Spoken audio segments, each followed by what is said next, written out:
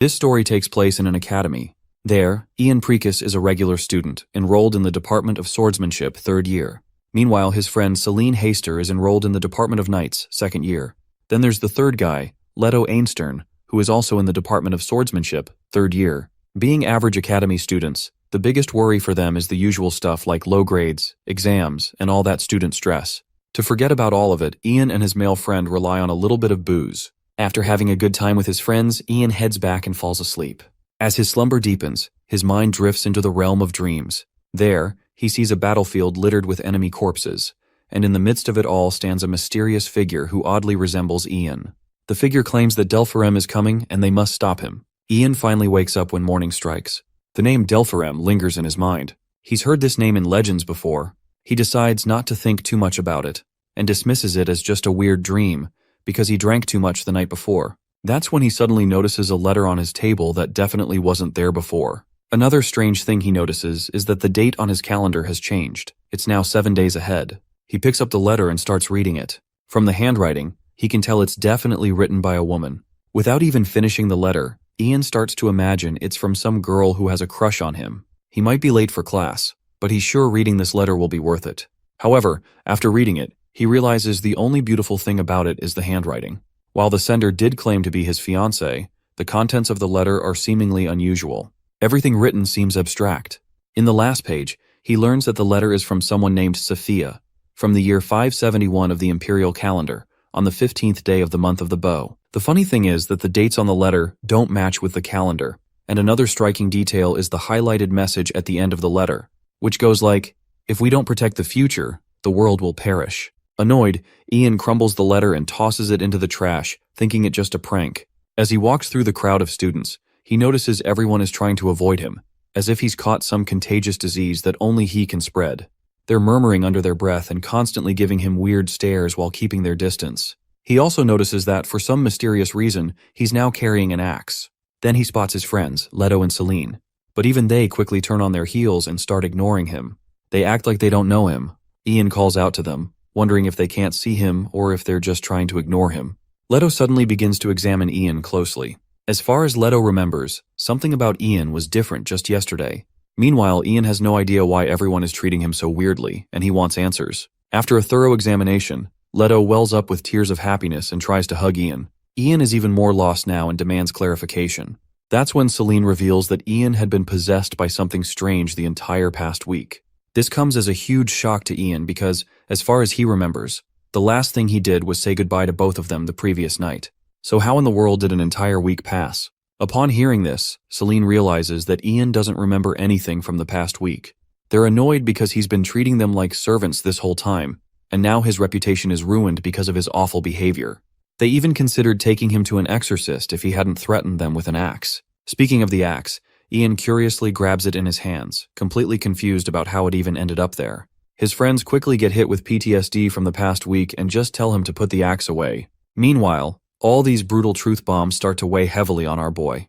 The fact that he was possessed by an evil spirit doesn't sit well with him. What makes it worse is that he doesn't recall being near any dangerous places or objects, so how could he have been possessed out of the blue? He starts to entertain the idea that it might be connected to that nightmare he had last night. His friends are relieved that whatever possessed him is finally gone, and thankfully it's gone before Ian could cause any more trouble than he already has. Hearing this, Ian curiously asks if he did something terrible. They agree that he did do some pretty terrible stuff. In fact, it was so crazy that he might not even be ready to hear it. He beat the second year's top student. Yes, you heard that right. Ian defeated the second year's top student, the very student hailed as the youngest aura expert. The same student who's been referred to as the monster swordswoman among the second years. Her name is Saria Yurdina. Ian is literally struggling to believe he beat that monster of a woman. As if that wasn't enough, Celine reveals that the defeat he handed her was so bad and humiliating that she had to be hospitalized for an entire week. Ian starts questioning what kind of evil spirit possessed his body to make that happen. Well, they're not sure either. But Celine reminds him that that's all in the past now, and they need to focus on the present. She asks him what he plans to do about his swordsmanship class today because, today, he's supposed to face that very monster woman once again. The scene then transitions to the recent past, where Syria can be seen struggling against Ian. He's staring her down with those deadly glares, slapping her hard across the face and sending her tumbling backwards. He follows up with another brutal attack. Bro is beating the hell out of her, disregarding any offensive misogyny. The students around them are in utter awe. As far as they can remember, Saria was virtually undefeated until this moment. Even the fourth-year students had a hard time defeating her, but Ian is handling her like it's nothing. Possessed Ian stands right in front of her, towering like the Sigma he has become. He finds it pathetic that, despite intentionally leaving openings for her, she falls for them and attacks without thinking. What's worse, she didn't even seem suspicious of the trap he had lured her into. In the present, Ian is dreading the fight ahead. Out of everyone, why does he have to fight Saria? It would have been fine if he were up against someone he could actually defeat. But now he's about to face the Academy's unbeatable student, Saria Yurdina. Celine suggests Ian call it quits while he still has the chance. Meanwhile, other students start egging Saria on, telling her to give her best. They recall how badly she lost before, but she's still determined to fight and won't let it go. The professor always covers for her because she's strong, which is why she's under so much peer pressure. She wants her name as the strongest swordswoman to keep flourishing. The teacher decides to commence the match, but before doing so, he reminds everyone that this match serves as a substitute for their class, and it will affect their grades. Well, that's not a good sign for our boy. While he had no problem getting defeated, the thought that this could affect his grade is enough to make him dread the whole thing. He curses the evil spirit that possessed him. Saria is a top student, so losing a few marks shouldn't hurt her, but if Ian fails this class, he'll end up living with his parents like a NEET, something he does not want in his life. As soon as the battle begins, that feisty lady launches an attack at him, and that single hit sets him flying through the air. He crashes down hard on the ground. Just this single attack is enough to make Ian realize that he's doomed. Even if he tries to keep the battle going, he's going to end up in the hospital. But still, Ian knows that if he gives up now, looking miserable, Saria will never acknowledge the battle and will demand more. So, he stands up, and as he jumps into the air to strike, he notices how much lighter his body feels, and his movements are much more precise. This only makes him curious about what could have happened to him when he was possessed. Meanwhile, Saria notices a weak spot in Ian's defense and knocks his sword out of his hand before it can even harm her. For a moment, Ian had thought that he might win this match after sensing that power boost, but it seems it was just wishful thinking. Saria, meanwhile, is curious to know if the weak spot in his defense was intentional, because last week Ian brushed her aside so effortlessly, like he was toying with her. He had always given her openings on purpose. Ian, on the other hand, is just pissed to hear all this crap about last week. His strange response only serves to irritate Saria, because it was his fault that she became a laughingstock, and he is still taking her lightly. So, out of frustration, she comes crashing down on him. But Ian is already prepared to block the attack. He can tell that both his kinetic vision and reaction speed have improved drastically. At this point, it wouldn't be a stretch to say that he can match her in this duel. As the battle continues, Ian adapts, keeping up with every attack she throws at him, though he's getting tired from her relentless assault. Meanwhile, Saria replays the words Ian had told her last week. Don't charge in just because you see an opening. Assume it's a trap. This is the very reason she wanted the duel, so she could prove herself. But to her, it seems like Ian is doing awful on purpose. So she charges at him again, determined not to relent unless he goes full out this time. Ian prepares to give her what she wants. Since his strength has definitely grown, he's confident he can take her down. But Saria is intentionally making a lot of unnecessary movements. The fact that possessed Ian told her not to fall for the openings has really got to her head. Their battle continues, and after a while, Ian decides to quit. He feels he's shown enough to satisfy her desire for a fight, but the little display of power Ian has showed only fuels her determination to fight even more. Now that Ian has gotten serious, she is also ready to show him what she can do. She leaps into the air and comes crashing down, and Ian ends up taking the hit. As he lies on the ground, the teacher starts the countdown. If Ian does not get up before countdown finishes, he'll lose automatically. Meanwhile, Saria is completely agitated that Ian took that hit on purpose, just to finish the battle. She makes it clear that she won't let it end like this. She's ready to request another duel if things go like this. Even if he refuses or skips class, she'll keep challenging him again and again. It will go on like this until she makes him taste the same humiliation of defeat she felt back then. Meanwhile, Ian is just annoyed by the fact that he has to deal with all this crap he doesn't even remember doing. He's not sure if she should treat him like some kind of arch nemesis just because he defeated her in a duel. In any case, he manages to get up before the countdown runs out. The teacher gives him the option to withdraw if he wants to. But Ian isn't willing to withdraw, so the teacher decides that the duel will continue. Saria is glad to see him make this wise decision, as it wouldn't have been appropriate to leave things unsettled like this. Ian gives her a sassy smile in response because, honestly, he's looking forward to settling this once and for all. In fact, he's fired up. He's eager to rip that shitty pride of hers to pieces, just like he did last week. Syria takes the opportunity to strike first, but Ian counters and literally grabs her sword with his bare hands, tossing it away. He then raises his own sword in order to finish the job. But before he can land that blow, he notices Syria trembling, seemingly vulnerable. This falters Ian, and he stops mid-attack, doubting whether what he was about to do is even okay. He's not sure why he's so worked up about this at all. Even if he humiliates her again by defeating her, it won't solve anything. The situation will just repeat itself. It's not about winning. It's about understanding the issue at hand. So, instead of continuing the attack, he flicks his finger and gives her a sweet poke on the head. Syria takes it the wrong way, beginning to think that Ian is trying to humiliate her after winning. But Ian questions why she's even trying so hard to win in the first place. In response, she says that winning is everything to her. If she loses, she'll just be a laughing stock. Ian tries to give her some motivational advice, reminding her that what others think isn't important. Losing one match won't change what people think of her that much. And no matter what others may say, the effort she's put into honing her swordsmanship won't disappear just like that. He acknowledges that being clowned by others just because of a defeat does hurt. He then shares the kind of pathetic life of defeat he's been carrying all this time, so he knows better than anyone that there's no point in taking others' selfish words to heart. Even if she loses once and others laugh at her, nothing will change. She does admit that she felt pathetic and started to believe that her swordsmanship is useless because she lost one duel. This encounter has taught her a lot, and for that, she's very grateful to Ian. Everyone in the crowd is utterly bewildered to see Syria finally concede defeat. This means that Ian has won twice against a top student. The teacher also announces Ian as the official winner of this match. Syria, on the other hand, is so motivated by Ian. She now wants to walk her own path, no matter what others say, just like senior Ian taught her. After a few days, we see Ian once again getting weird stares from other students. It looks like he still needs to figure out how to handle the unwanted attention he's been getting.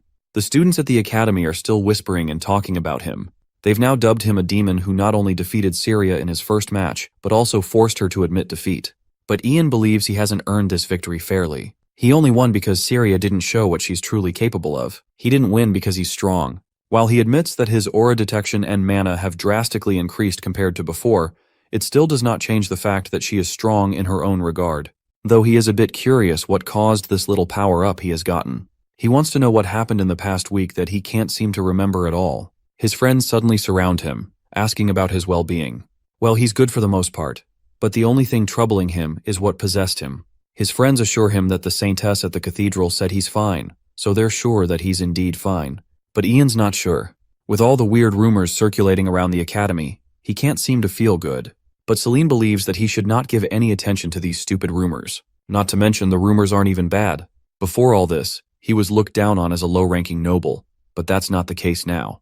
It always pissed her off when they called him an unattractive runt. Furthermore, she's grateful that because of his antics, even the high-ranking nobles have stopped treating them badly, because they're scared Ian will crush them. Celine then brings up a fresh rumor circulating about him. Word has it that Syria has been following him around ever since that day. Ian then points his friend's attention to the other side, where they see Syria lurking behind a tree in a disguise that's too obvious. Celine is totally thrown off by the obvious disguise Syria is rocking with such confidence, as if it would fool anyone. Besides, why in the hell is she following Ian after getting her ass whooped twice by him? Ian reveals that it's been around 5 days since she started lurking around him, and he is not sure what he should do about her. His friends then tell him to go talk to her since she's been going crazy just to talk to him. Finally, he approaches her. He already knows she's been following him, so he asks if there's something she wants to get off her chest. He's willing to listen. The girl looks demure and innocent. She's surprised as well as panicked that Ian has been able to see through her disguise. Anyway, she gets to the point and, panicking, requests his guidance on how to get stronger. The first thing Ian notices is how polite she's become ever since their last duel. Anyway, he's not sure what he's supposed to teach her. If it's about morals, that's a different story, but there's nothing he can teach someone stronger than him. But more importantly, he's glad he finally got his normal life back, and he really doesn't want to get involved with her. So eventually he refuses her request, though he reminds her that she's already powerful enough. The reason he won twice against her wasn't because of his skills or anything like that. It was because she simply let her guard down. Honestly, the only reason he won was because of sheer luck. But Syria believes that luck is also a sort of skill. She insists once again. She doesn't mind if he can't do it for a long time, as it would be more than enough if he helps her until the hunting festival. The mention of the hunting festival catches Ian off guard, because that ridiculous letter he received also mentioned something about the hunting festival. There were a lot of accidents during the hunting festival that year, Emma, from the alchemy department, went to gather medicinal herbs when she was suddenly attacked by a mysterious monster and was found with her stomach ripped open. In that case, he decides to focus on the mission at hand, but before leaving, he lets her know that if she wants to get stronger, she should ask Professor Derek to teach her, not him. As he runs away, his friends ask where he's going all of a sudden, to which he claims that he just remembered something else that requires his utmost attention. While Ian doesn't believe anything written in that letter, the fact that his friends' names came up in it bothers him. Later, he finds Emma in the alchemy lab, and the reason he's visiting her is that he's sure she must have some answers about his situation. A few days later, we see Saria practicing swordsmanship under the guidance of Professor Derek. He commends her for her fluid motions and can tell she's improving. As long as she remains diligent, she'll be able to create a well-rounded aura by the time the hunting festival comes. He's also glad she reached out to him for guidance, which he finds rare. The meek girl excitedly reveals that it was Ian who suggested she seek Professor Derek's guidance, and she doesn't regret it at all. She then decides to leave, as it doesn't look like she can learn more than what Professor Derek has already taught her. As usual, her bluntness catches poor Derek off guard. By now, even he can tell she's literally devoid of any social skills. Until the next class then, she proceeds to leave. The teacher then suggests she doesn't need to rush, as he's sure she'll massacre the competition by a large margin. He then decides to give her a hint since it's her first hunting festival. He reminds her to familiarize herself with the terrain and monsters of the southern forest, where the hunting festival will be held. He's sure her upperclassmen have already started doing so. She then questions him if there are any stronger monsters in the southern forest, to which the teacher confirms that there are hardly any near the entrance. However, once she reaches halfway into the forest, she'll start seeing some very powerful monsters. In that case, she decides to try going deeper next time, though her teacher warns her not to go too deep on her own. Although students can take most of them down, there are records of terrible monsters appearing more frequently as the hunting festival approaches.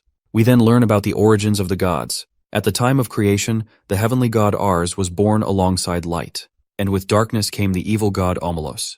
Together, the heavenly god and the flow of time created the universe, establishing the law that time flows from the past to the future. If this law were ever overturned, the world would be thrown into chaos. Thus, the heavenly god firmly preserved the order of time by placing several restrictions on it. If there is any being capable of defying this order, it would have to be an enemy of the heavenly god, someone immensely powerful, someone like Delphilm.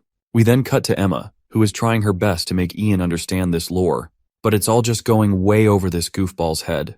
She's annoyed that he's not even putting in the effort to understand what she's explaining. He was the one who woke her up while she was sleeping after pulling an all-nighter and demanded an explanation. But now he's barely listening. Not only that, but he came in and slammed the door open after not seeing her for a whole month. This guy seriously needs to learn how to treat others. But he tells her to cut him some slack as they're friends. Well, she doesn't believe this one-sided relationship can be called a friendship. He only comes around when he needs something. While it's true that he woke her up, he is not sure if he deserves this much criticism. He apologizes once again, but he really wants her to explain it to him a little more simply. Since he's apologizing, she decides to be a little lenient and promises to tell him the gist of it one more time. In simpler words, if he wants to go against time, he'll need immense strength. And there's only one being in this world that has this much power, and that being is Delphilm, the servant of the evil god. If this is what she says, he concludes that the letter he received must have been sent by Delphilm. While she didn't mean it that way, but they can consider the possibility that the letter was indeed sent by Delphilm. But she's not sure how a mythical being they're not even sure exists could have done that. In this case, Ian believes the evil god might be behind this. But then again, they can't confirm its existence either. In any case, it's impossible to get a letter from the future, so he should go back to his room and make sure he doesn't tell anyone about this, as she fears others might laugh at him for his ridiculousness. Ian makes a mental note of how harsh Emma is being, treating him like an idiot just because she said something ridiculous. Then again, he must be just as crazy for believing that he actually received a letter from the future. Before he leaves, Emma hands him a set of potion bottles, revealing that they are presence-erasing drugs, her latest invention. She encourages him to test them out and see if they work. The goofball in Ian gets excited at the thought of such a lucrative product. He imagines himself becoming completely invisible after drinking the potion. However, Emma quickly bursts his bubble, explaining that the potion does not make him invisible, it merely suppresses his presence. In any case, Ian eagerly pops open a bottle and chugs it down, only to be met with an absolutely foul taste. The stench alone makes him gag. Emma, on the other hand, is exasperated. Watching him recklessly drink such a valuable potion without a second thought, she gives him a well-deserved scolding. Despite the reprimand, Ian decides to test if the potion works. He asks Emma to close her eyes and try to sense him while he hides. She complies, shutting her eyes right away. However, Ian is met with a shocking realization. He cannot sense himself at all. It is as if he has become a ghost, without a body or presence. Just as he begins to feel smug, thinking this ability will give him the upper hand in the upcoming hunting festival, Emma immediately pinpoints his location. His excitement vanishes as she sighs in disappointment, lamenting that all her efforts were wasted. The potion had successfully concealed his presence, but his lingering body odor gave him away. She grumbles about not having considered body odor during her testing. After all, everyone has a unique scent they cannot detect on themselves. It simply had not occurred to her when she tested the potion on herself. Ian decides to take his leave, as he only came to check on Emma's well-being. Before departing, he promises to test the second potion bottle in the forest and report back to her. He also warns her not to go into the forest alone until after the hunting festival.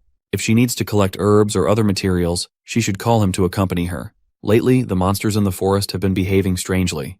Taking advantage of Ian's willingness, Emma invites him to tag along, seeing a perfect opportunity to put him to good use. Ian is also eager to help, so he agrees to tag along whenever she wants. As dusk turns to night, Ian returns to his dormitory. Ever since he read those strange letters foretelling Emma's death, he has felt an obligation to warn her. He can only hope she heeds his warning and stays out of the forest. Suddenly, Leto storms into the room, furious that Ian deserted his friends and ran away without even telling the reason. Seeing his friend, Ian immediately suspects that Leto is behind the prank, the one who planted those ominous letters on his desk. He interrogates Leto, demanding to know why he would do something so ridiculous. Because of those letters, even Emma laughed at him. While friendly pranks are one thing, mentioning Emma's death so casually is in extremely poor taste. But Leto is genuinely bewildered, having no clue what Ian is talking about. Switching topics, Leto asks how Emma is doing, since Ian met her today. Ian reassures him that she is fine. However, the scene shifts to a chilling reality. Emma is not fine at all. She lies in the forest alone, her stomach brutally torn open. The next scene takes us to a cathedral, where Emma rests on a bed, undergoing healing from a saintess. Leto and Ian can also be seen, praying for their friend's recovery. The saintess explains that Emma was found at the forest's entrance. According to the scouts, it was likely a monster attack. Since monsters rarely appear in that area, Emma must have let her guard down. Fortunately, drinking a potion that made her appear dead after being wounded saved her life. Ian, however, firmly believes that the saintess's divine power is what truly saved Emma. But the saintess regretfully informs him that her powers are not all-powerful. If the cathedral were to receive a valuable offering, they could perform a miracle. Ian reminds her that Emma comes from a family of herbalists who do not have the resources for such an offering. The saintess clarifies that the offering is not about monetary value but rather the difficulty of obtaining it. Unfortunately, she advises them to prepare for the worst. She also reveals that Emma's father is on his way to see his daughter. She understands that it will be difficult for Ian to explain what happened, so she offers to handle it herself. He is free to return to the academy, but Ian refuses to leave. He was the last person to see Emma before the tragedy struck, and he is prepared to explain everything to her father. The saintess notices the remorse and regret weighing on Ian. So, she reassures him that he is not to blame for Emma's situation and wishes for his mental peace. Outside the infirmary, Leto throws a fit, questioning why a monster suddenly appeared at the forest's edge. If it had not, Emma would have been safe. At that moment, Emma's father arrives, tears streaming down his face. His disheveled appearance makes him look like a hobo straight coming out of the streets. Seeing Ian, he begs to see his daughter, but for sanitary reasons, even her father is not allowed in.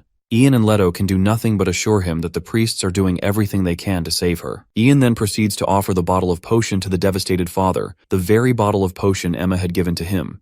He believes her father should be the one holding it. However, the meek father refuses to take it. Instead, he makes only one request of Ian. He wants them to save his daughter. This simple plea leaves Ian feeling deeply guilty. If he had taken the letter's warnings more seriously, he could have prevented this tragedy. He does not know if the letter is truly from the future or if what it says is entirely accurate.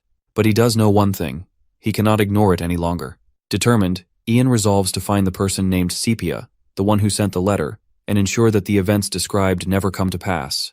The next day, he embarrasses himself when he asks Leto about a girl named Sepia. Leto bursts into laughter, teasing him for having a secret admirer. The idea that someone would fall for Ian is beyond his imagination. Ignoring the teasing, Ian insists that he just wants to ask her some questions. But Leto continues to poke fun, which earns him a well-placed punch. Moving on, Leto mentions that Sepia is the name of a flower. Ian is already aware of this, which is why he is unsure if the name is real or fake. Leto considers the possibility that it might be a nickname. Since flower-related names are common in the north, The sender might be from that region. The mention of the north reminds Ian of the Yurdina family. Leto promises to ask around, but if the person is from the north, he has one person in mind, Saria Yurdina, a girl who just so happens to be a fan of Ian. Ian suspects the same. After all, the only noble family he knows in the snowy north is the Yurdinas. Saria suddenly appears before Ian, offering him a pouch of gold as compensation for teaching her. Ian literally has no clue what compensation she means. She reminds him that she had once asked for his guidance and later realized it was rude of her not to offer something in return. Ian insists it was not rude at all and refuses such an excessive reward. He wonders why she is so desperate to train with him. Saria explains that she wants to learn from the one person she cannot defeat. But Ian reminds her that he doesn't have the ability to teach someone as talented as her. He believes she has the potential to rise even higher on her own. Saria acknowledges this, but she doesn't want to miss this year's hunting festival because she won't get another chance. The mention of the hunting festival reminds Ian of something crucial. The letter said that Sepia also participated in this year's hunting festival. Because of that, he finally decides to train with her. Internally, he believes that the hunting festival might be the key to finding out whether Saria is Sepia. Thus, he starts training with Saria, and while he hasn't yet figured out if she is truly Sepia, he has learned a few things about her.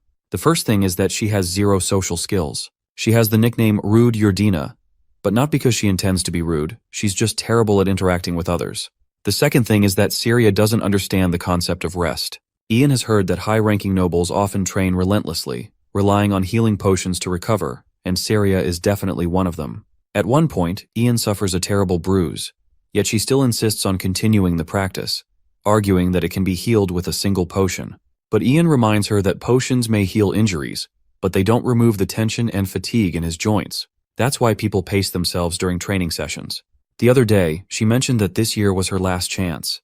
Curious, Ian asks what she meant by that, and what exactly is causing her distress. Saria reveals that there is someone in their fourth year whom she desperately wants to defeat. She's afraid that once they graduate, she won't get another chance to spar with them. But Ian reminds her that she can always ask for a spar even after they leave school. But Saria explains that the longer time passes, the less likely it is to happen. In her family, if a junior challenges the head of the family, they are exiled immediately. And since that fourth-year student is her sister, Delphine Yurdina, this hunting festival is her last chance. Delphine is her half-sister and the future head of the family once she graduates. That means Saria won't have another opportunity to fight her after graduation, because the only place where a direct bloodline and a subsidiary bloodline can compete equally is within the academy. Saria vividly remembers the memory of her defeat. Her sister had changed the rules and manipulated them to beat her. She was impressed that she could hold her own without acquiring any allies, even looking down on her. Her sister has the support of Yurdina, so she had no support of her own, and that became her downfall. Ian looks at her with his kind eyes, giving Saria the impression that maybe, just maybe, she could find an ally in him. She thinks she should be bold enough to ask him out. Forwarding to the next scene, there's the hunting festival, an event most beloved by Emperor Aedelus. It's one of the main events featured at the academy, a competition to determine the most capable hunter, the one who can take down the strongest magical beasts. These beasts reside in the southern forest, the main location for the event, and they're intentionally allowed to roam free for the purpose of the competition. Also, the mysterious messenger Sepia is supposed to take part in this festival. Then there's Saria, whose connections will strengthen with Ian during the festival. At least that is what the letters implied. He still doesn't get why it has to be him or why he's connected, keeping him in a pensive state. Celine hurries up to him in a rush, wanting to go together. She calls him an idiot out of nowhere, arguing that he obviously wouldn't want to team up with Saria after humiliating her. Even though Ian tells her that they reconciled, Celine finds it weird that Saria has been following him for the past few days. Ian thinks it's nothing more than her own curiosity, as Saria has stopped doing that. Celine finds it uncomfortable and irritating that he's simping for Saria to this extent. Bro squeezes her face like he's Gordon Ramsay making an idiot sandwich. Celine's speechless in embarrassment, before he casually asks if she changed her perfume. Still flustered, she tells him that it's the scent of her facial cleanser. Ian didn't actually care, he just wanted to change the subject. Dude is a gaslighter pro max. Anyway, Celine is curious to know if he's got any clue on the kind of exercises they'll be doing. Ian guesses that it'll be exploration in the forest for the most part. He's really hoping they don't encounter any magical beasts, and in a normal occurrence, that would be the case. However, according to the letter, a magical beast attack is destined to happen, and with the right reaction, he could prevent severe casualties. It's a short way of saying that many people could die if Ian fails to act. He's hell-bent on preventing that dark future at all costs, as he's the only person who knows about the warnings from the future to come. In the next scene, the instructor rallies up the students for an important announcement.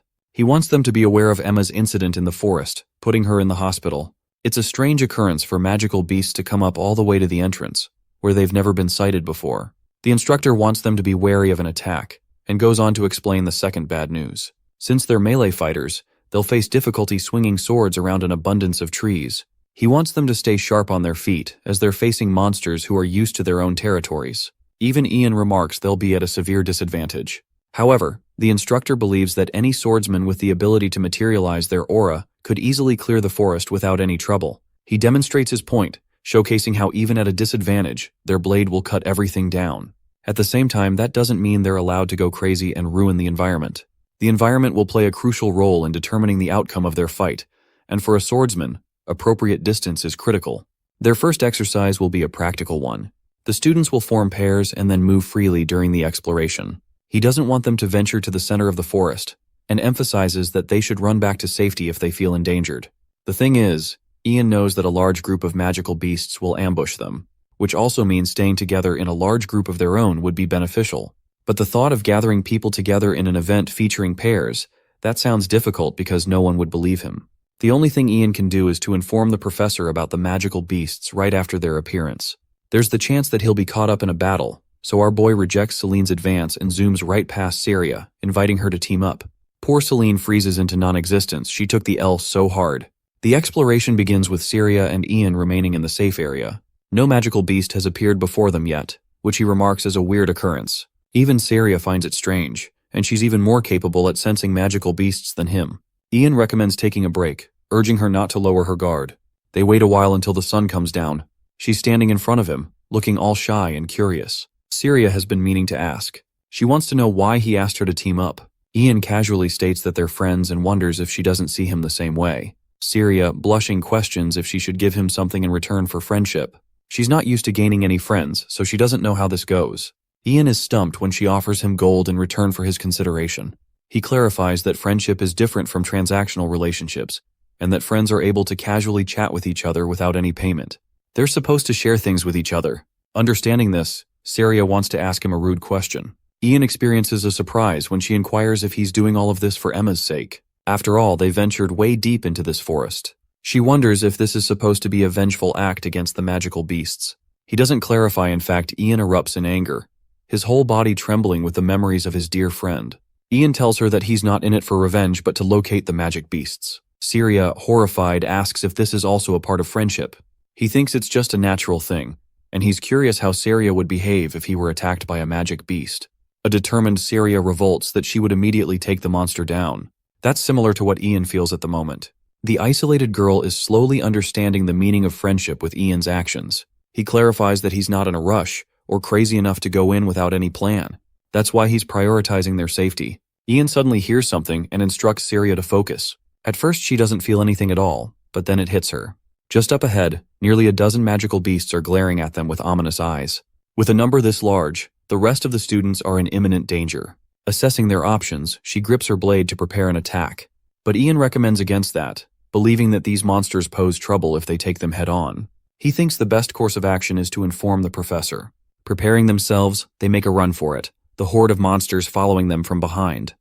Blitzing full speed, Ian knows that the creature is chasing them, but they can get away from the distance they're at. It's only a matter of time before they reach the professor. Well, not until Syria creates a damsel in distress moment for our protagonist. Of course, she fell and twisted her injured ankle. She thinks she should be okay and agrees to be left behind for it. But Ian isn't going anywhere. He certainly didn't expect this outcome to play out. The monsters are narrowing the distance, and it's only a matter of time. Ian tells Syria to run, a ridiculous instruction especially since she created trouble for him. Ian wants her to keep the truth from her own friends. He dashes forward to confront the monsters. He knows the forest has grown silent, which means all the surrounding animals have already gone into hiding. Seizing the moment, Ian plans to ambush them using the presence-erasing vial. He drinks the liquid, remarking its filthy taste.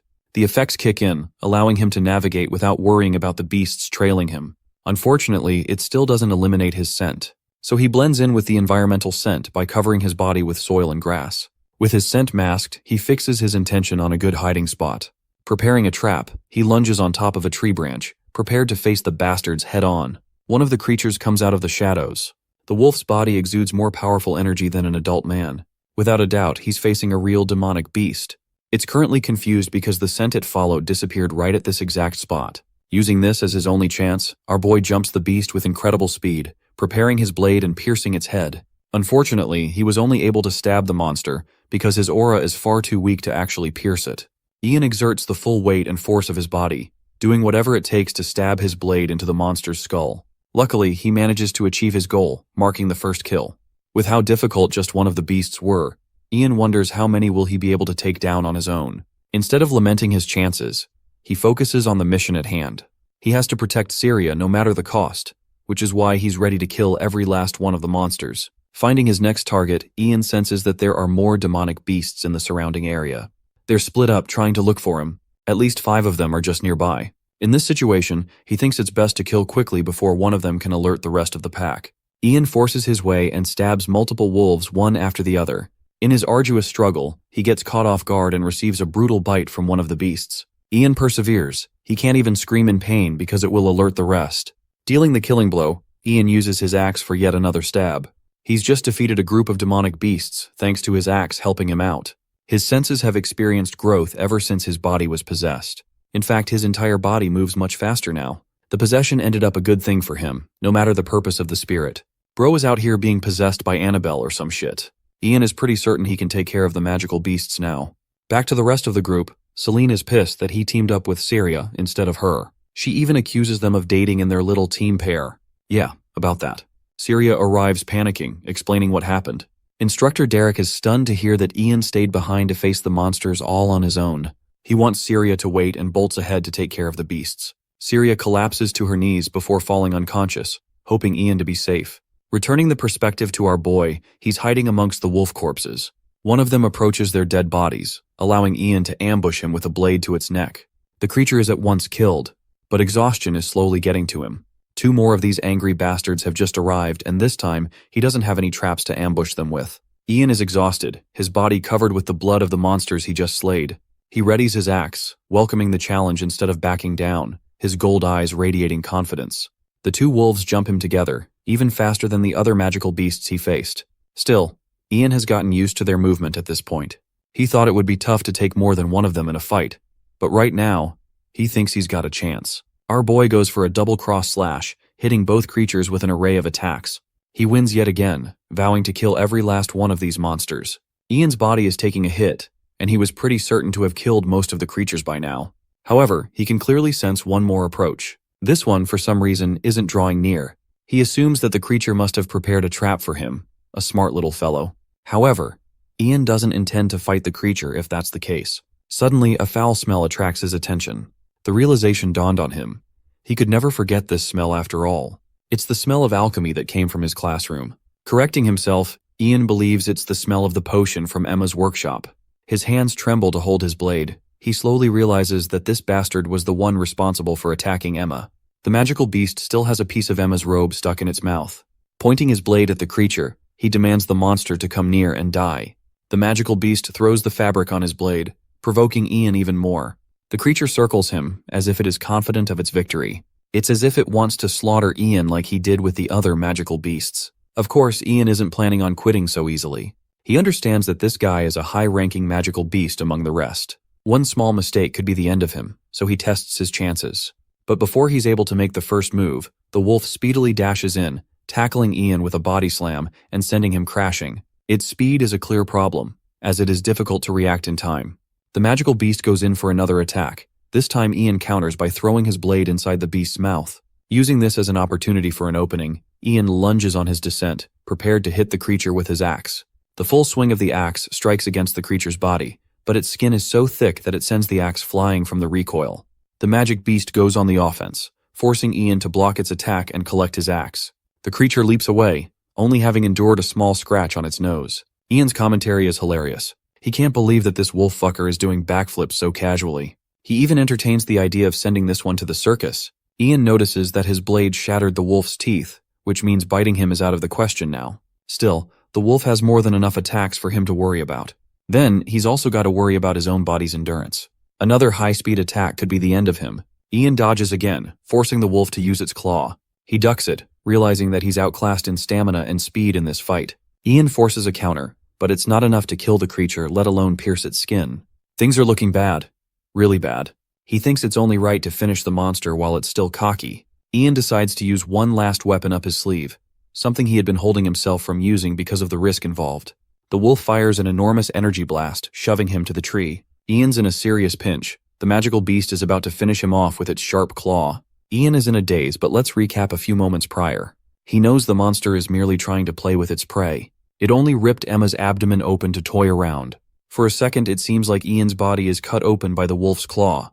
But that's not what happened at all. He anticipated this moment and plunged his blade at the right angle.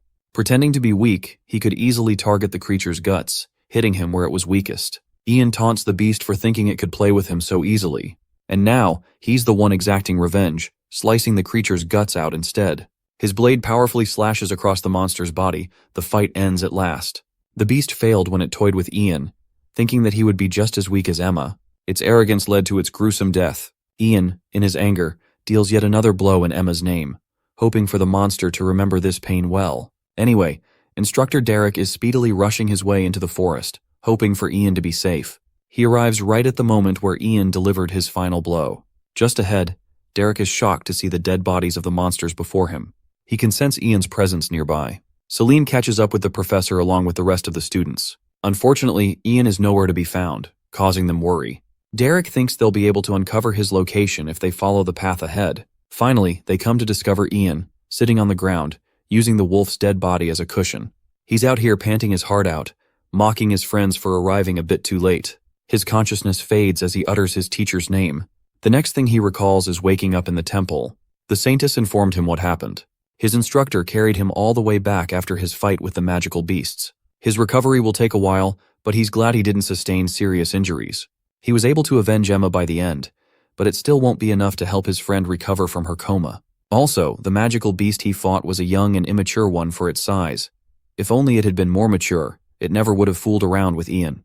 His friend is upset that he's having to think about all the things in the hospital. Ian just wants the fool to leave, as he's nothing more than a patient right now. His friend thinks he's a moron for risking his damn life to protect Syria. Also, he had Emma's potion protecting him at the time. But his friend thinks a more useful approach would have been to allow Syria to drink the potion, and then make her hide on top of the tree. This would allow him to reach the professor in time, and nothing would be wasted. It's freaking hilarious because this is actually a solid plan, and our boy basically does an oopsie I forgot.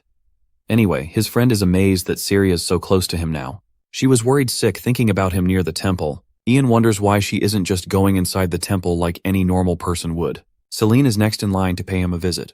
She tackles him with an embrace. The girl was worried sick for him. She bites his fingers for being stupid and prideful. Turns out that Ian has been given a reward for beating the magical beasts. It's a total of 70 gold. He holds his hand in pain, while Celine is out here acting like a cheap friend asking him to invite them for a good meal. Our boy is out here struggling in pain because she's clutching his injured hand. She wants to go to the restaurant specializing in magical beasts, serving the best drake meat all around. Ian thinks it's an incredibly selfish request when he's hurting like shit. Hearing that, Celine's face is reduced to disappointment. He apologizes while she continues to hug him. Her emotions take over as she sheds tears. She really thought he was a goner. Ian smiles, patting her head. He's not the type to bite the dust so easily. Dude is a persistent cockroach after all. Celine can't accept the fact that he's recklessly putting himself in extreme situations for no reason at all, pointing out how Syria doesn't matter nearly as much as him. Ian counters, saying that he couldn't willingly let an innocent person die for his own safety. Celine finds him annoying. She openly confesses that he's single-handedly the most important person in the world to her. Oh dear God, that's the loudest I love you I have ever heard. And yet Ian still can't place a finger on what she means. They're both childhood friends, but it's mostly that. Okay, I know what you guys are thinking. This angle, that shot, this thing could have taken a very different turn very quickly. Celine begs him to take care of himself. She even grabs his damn hand, leaping on top of his body before holding his face in place. They're about to kiss when their friend cock-blocks the moment with his presence. It causes Celine to jump like a cat experiencing a shock. He doesn't feel half as bad for ruining their moment.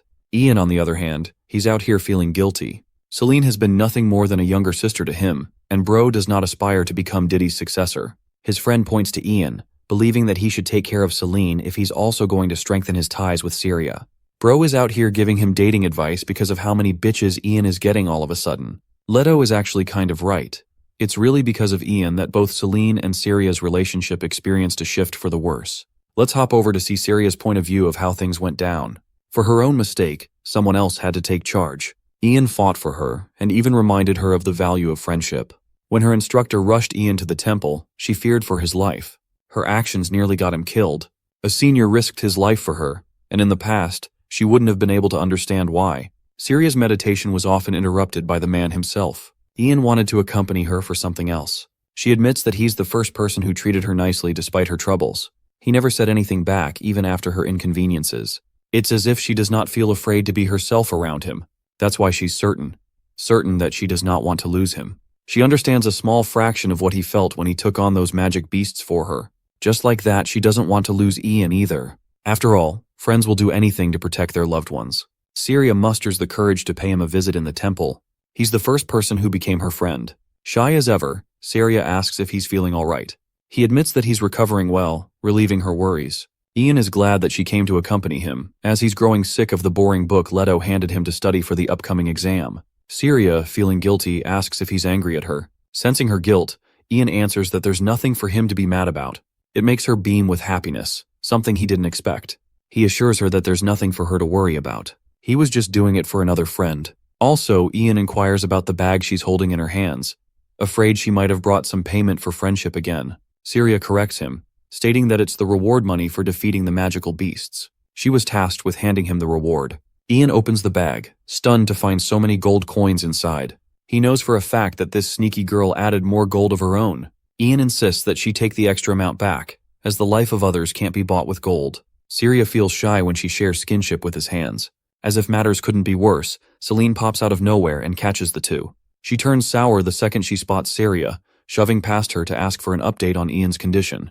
Our boy is horrified with the way Celine treated Syria. Syria gets up, realizing that she should take her leave. Celine openly calls her a rude bitch for being the one who landed Ian in the hospital in the first place. To this, Ian shouts at her for being extremely rude. Celine, ignoring his feelings, casually swipes away his worries. All she's thinking about is what they should eat after he gets discharged. It reminds him of Leto's warning.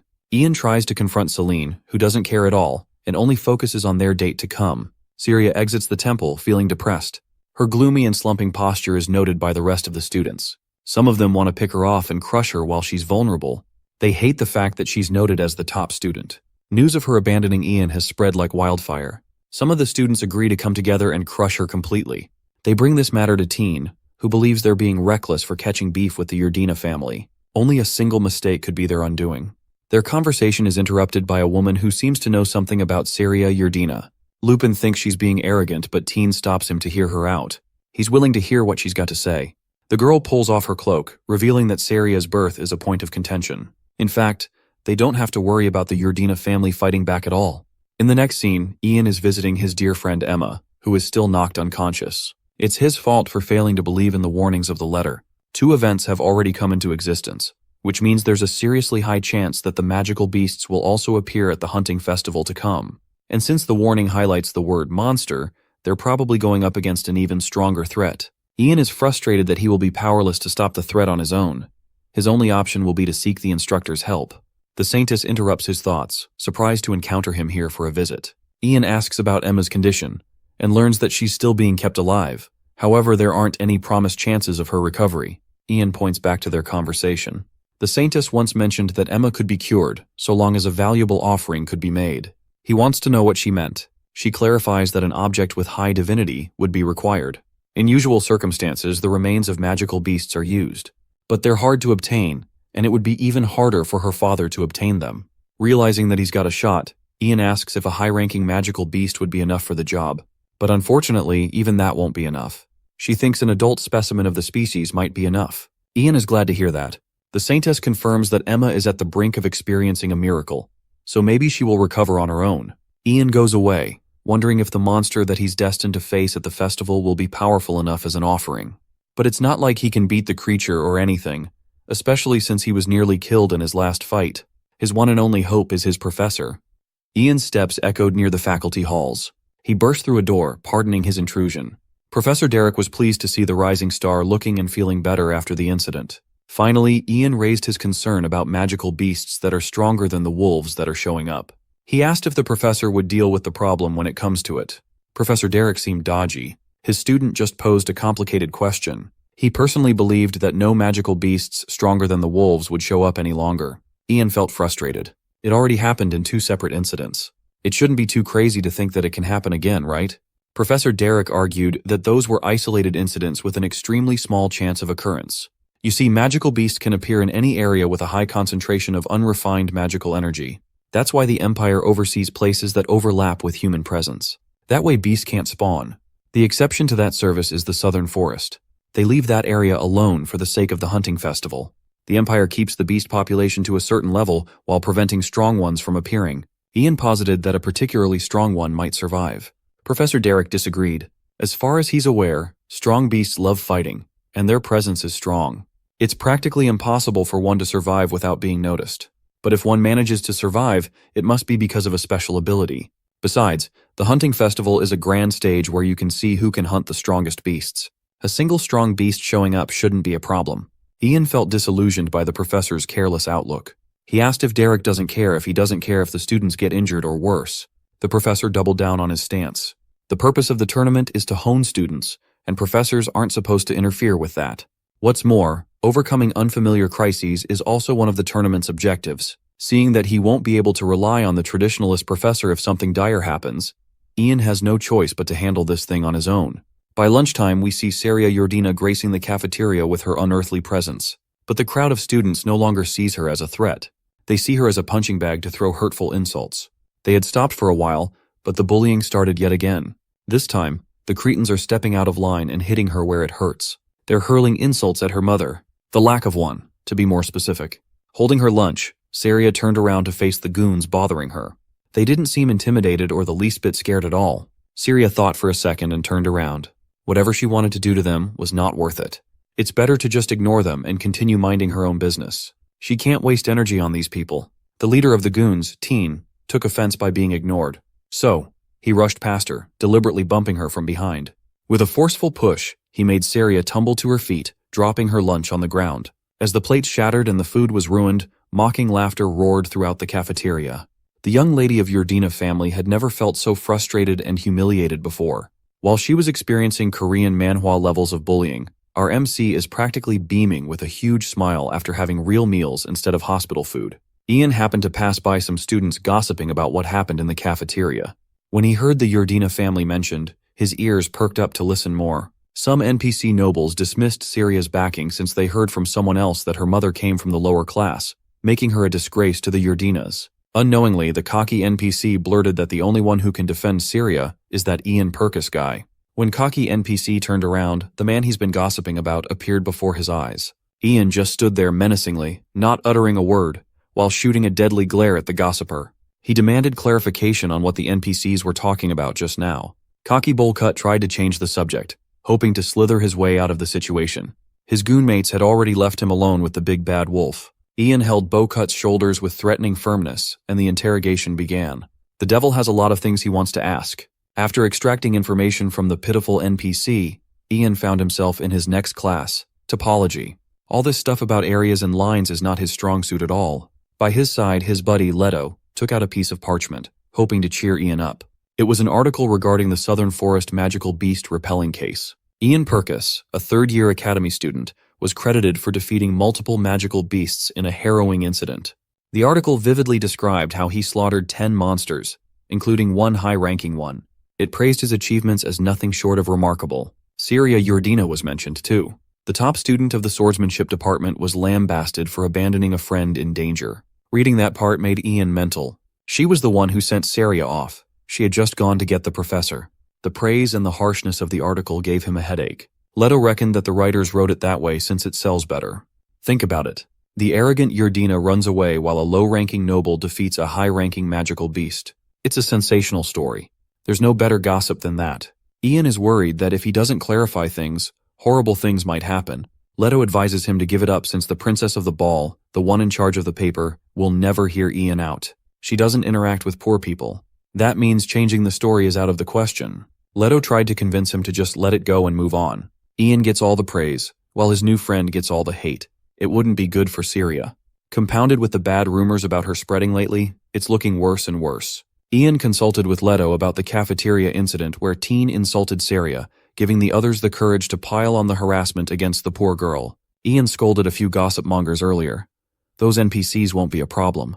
By the looks of it, the group looked like they were second years, given their brown capes. Teen's group of third-year students and now the second-year students are participating. Leto feels as though something more sinister is happening.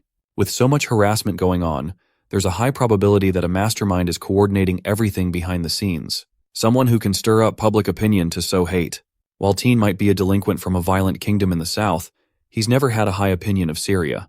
A noble from a frontier can't have that much influence. Assuming that someone is manipulating everything from the shadows, that someone must have an information network wide enough to dig up dirt about Syria's lineage.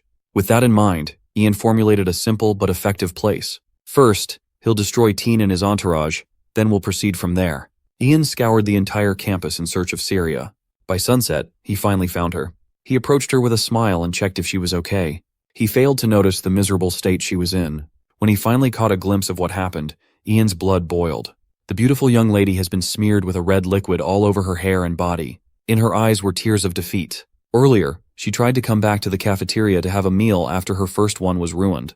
On the way, she came across some other goons blatantly talking shit about her. Once they realized the weak insults weren't working, they brought up her lower-class mother once more. Not knowing when to stop, the goons theorized that she might even have a different father, or she was just picked up off the streets. Syria was pushed to her limits. She tried to put up with it, hoping the harassment would die down, but that clearly wouldn't be the case. Seeing the rage on her face, the goons excused that they were just talking about some girl from the lower class. It's not their fault if the words hit close to home for anyone else. Syria Yurdina finally snapped and rushed her way to the bench where the goons were sitting.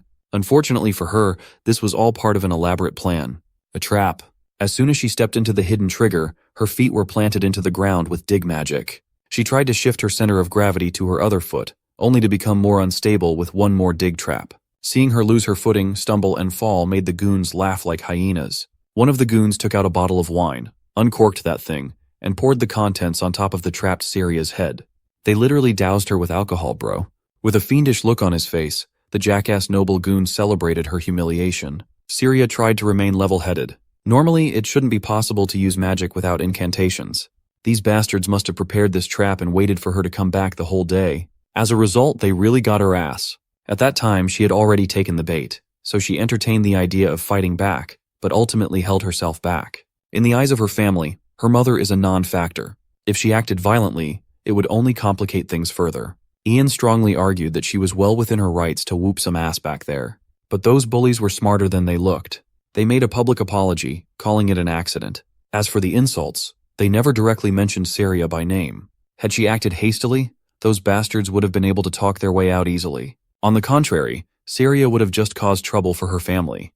Either way it goes, the young lady loses. Seeing, hearing, and feeling what she has to endure moved Ian. After a few minutes of emotional release, Syria wiped her tears away and thanked Ian for lending her an ear. No matter how many times she insisted that she was fine, Ian refused to let the matter go. She might be okay with keeping the status quo, considering what she has to lose, but Ian Purkis is not built like that. He's ready to be on demon time. He's not fine with this shit at all. The third years usually loiter around the back of the academy for their shady shenanigans. The goon that wind up Syria bragged to Teen that the girl couldn't even dodge his basic magic and tripped. It sounds like the idea of pouring wine on her was Teen's idea. They called it a luxurious shower she could never afford. Their little fucked up meeting was interrupted by the arrival of Ian Purkis. Without missing a beat, he confronted them about where the rumors about Syria's private life came from. The goons just laughed at him for playing the role of knight in shining armor. Seeing that these kids weren't taking him seriously, Ian jumped in with his knuckles, ready to be delivered. One punch was all it took to crash one of the goons to the ground. They looked at him incredulously. They can't believe that a low-ranking noble would dare lay their hands on a proper aristocratic noble. Before any of the goons could draw their weapons, Ian had already taken down one arrogant young master with a swift swing. He sent the guy tumbling to a random alley corner. From behind, one of the goons tried to punch him in a blind spot. Ian quickly responded by sending that sneaky bastard into the air. 2 down and more to go. He hasn't even broken a sweat yet. He never expected these arrogant pricks to spill everything right away anyway. He might as well have a little fun. He can just beat these kids up as much as possible until they're on their knees apologizing. Seeing as they're all holding swords, it seems like Ian had taken care of the only magic user in the group. Teen is the only troublesome opponent left. He's a legitimate top student in the third-year sword department. Besting him would be tough.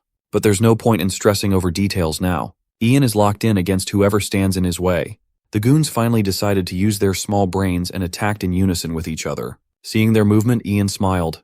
Confident with his drastic improvement in terms of skill, he felt assured that dealing with some arrogant young masters shouldn't be a problem. Instead of waiting for them to enter his range, he rushed forward to bring the fight to them. Ian's sword was light and powerful, extremely tough to guard against. The first unfortunate soul he attacked tried to hold his ground but slowly lost by sheer force. With one massive swing, he knocked the enemy's blade away while nearly beheading the bastard. With one more down, there are just 2 more to go. Suddenly, Ian felt a sudden pang of pain in his back. Turning around, he saw the other goons attacking him from the rear. With a coordinated effort, the two took to the skies and aimed for a single target. Ian was forced to be on the defensive end, making sure to stop the 2 swords from ripping him apart. He gritted his teeth, hoping that he could outmuscle 2 people at once. With perfect timing, he managed to sneak in another slash to drive the goons away. Upon creating some space between them, Ian slashed once more with passion. It landed on a goon's temple, factory resetting that fool. Like a wild animal, Ian pressed the attack on the last trash mob left in the way. He sped up barehanded only to sneakily pull out the mysterious hatchet hidden underneath his uniform. As soon as the coddled NPC noble felt his bloodlust and incoming harm, the bastard was cooked. After a minute of close calls, the trash mobs were cleared. Now the only one left is their boss, the infamous Teen Atri.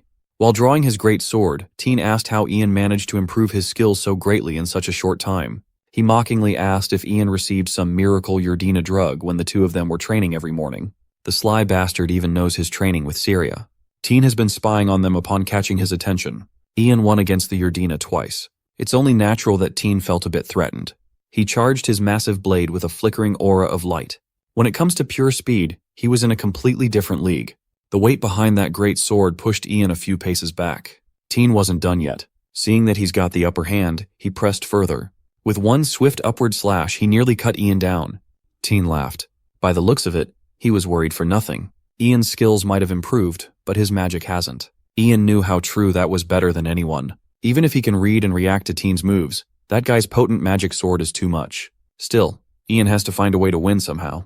With his inferior magic power, Ian is no match against this bastard in a head-to-head match. Every movement and attack just steer the pendulum more and more toward Teen's supremacy. His wild light aura was equally destructive and quick. Defending against such heavy attacks is slowly taking its toll on Ian. No matter what he tries, he just can't seem to bridge the gap between them. Teen praised him for his toughness. It's not every day that he gets to fight an opponent who can last this long. Unfortunately for Ian, he can't just win by running around.